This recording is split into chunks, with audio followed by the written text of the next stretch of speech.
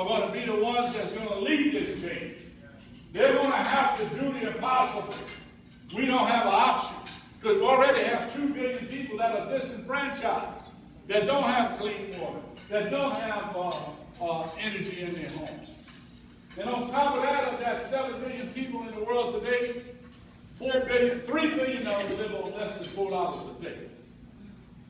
Now think about it. Those of you that have kids at home and go to school and they're hanging out while you're up here in the street, how long did it take them from the time they got up this morning before they blew through $4? Think about it. Some of them before they got to their first class, because they stopped by one of them coffee shops and they got one of them coffee a lot amount of dollars. $4.85. This friction that's been created, this tension over water and resources. We are 5% of the world's population. We consume 25% of the world's resources right here in America. The students that you're training are going to have to try to bring that in balance. The war, as we see it right now in Syria, actually started over water, where tribes started to nudge each other to get closer to us, to stay for a more secure water supply. And as they nudged each other, friction started. And there was a tribal thing, then it became a national thing inside of Syria.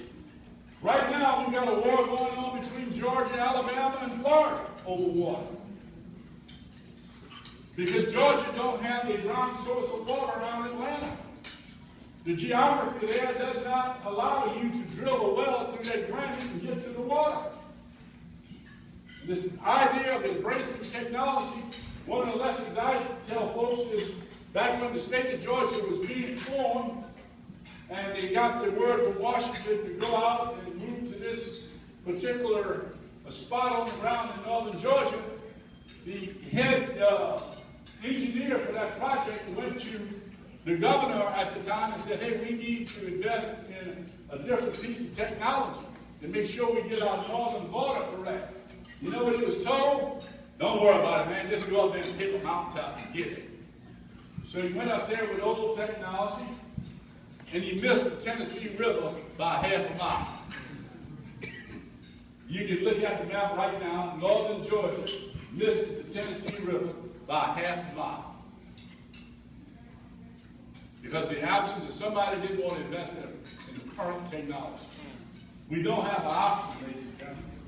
We're going to have to challenge these young people to do it. Now, can you talk to you, sir? My example of leadership comes 3 points from our Revolutionary Army. And you look at this and say, ooh, where we are. I don't see any of our people in there. But we were there. 20% of George Washington's army were African Americans. But you know, we haven't arrived yet. We're on the back of the hill. Watch, you can't see.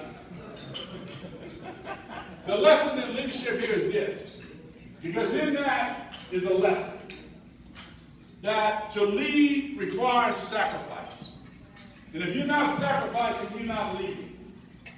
And as a leader on any given day, you should be right on the edge of being fired if you're going to move the ball. Because you need to be chasing the impossible. In this case, Washington himself